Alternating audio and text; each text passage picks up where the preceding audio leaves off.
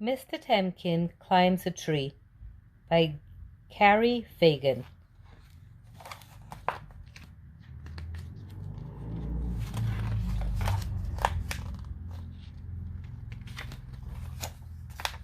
I'm sitting on the porch counting my trading cards when Mr. Tempkin walks by on his way home from synagogue.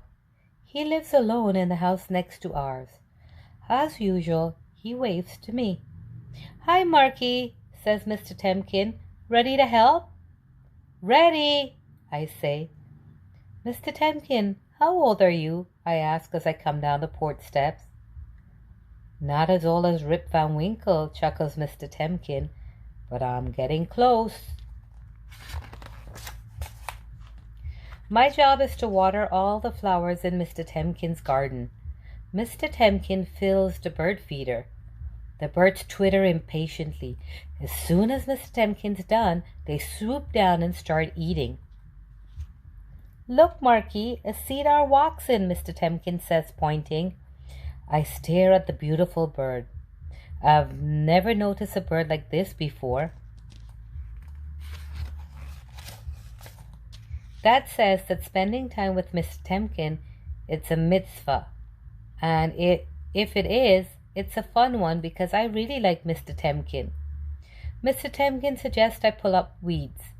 "Is it hard to be old?" I ask as I work. "Sometimes," Mr. Tempkin says with a nod. "But there are 4 things that keep me going." "What things?"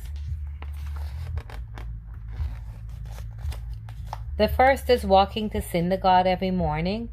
The second is smelling my roses. The third is listening to the birds. The fourth is you." "Me?" "There's nothing like having a friend," Mr. Tempkin says. "You're good company, Marky." The next morning, Mr. Tempkin comes out onto his porch and waves as usual. I jump up and go over to help him. Mr. Tempkin is in a huff. "Those pesky squirrels keep raiding my bird feeder. I'm going to have to hang it higher up, where they can't reach it."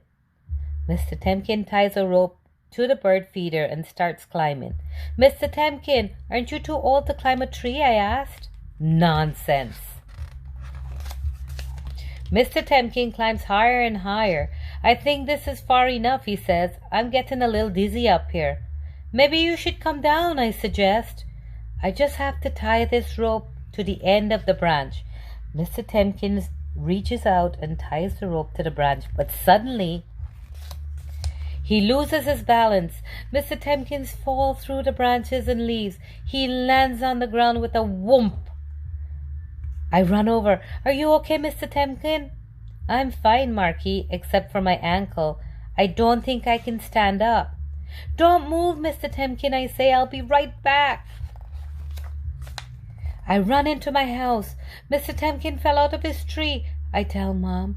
She calls for an ambulance on her cell phone as she hurries outside. The paramedics carry Mr. Tempkin to the ambulance on a stretcher. "So much fuss for nothing," Mr. Tempkin sighs. I watch the ambulance go down the street. All day I wait for Mr. Tempkin to come back. I eat my lunch on the porch, I read books, I watch the birds. Finally, a taxi pulls up in front of Mr. Tempkin's house. The driver takes a wheelchair out of the trunk. He helps Mr. Tempkin get out of the car and into the wheelchair. There's a brand new bandage on Mr. Tempkin's foot. "Don't worry, Marky, it's just a sprain," he says. "I need to keep this bandage on for 2 weeks so it'll heal properly." I breathed a sigh of relief. I'm glad nothing was broken.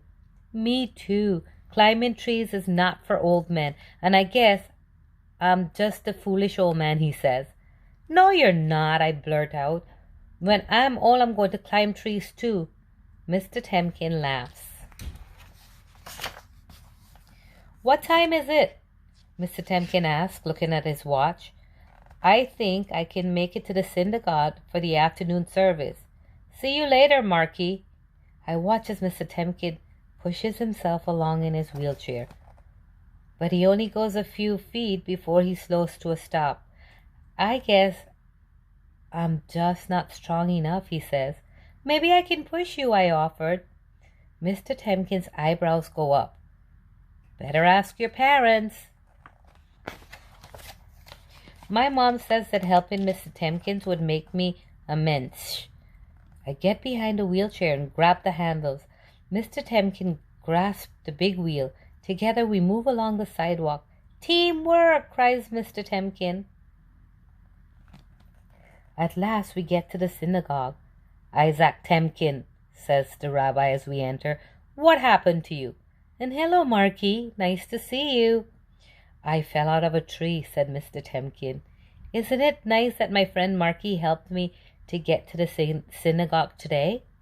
The rabbi smiles. He gives me a kippah to put on my head. The service begins.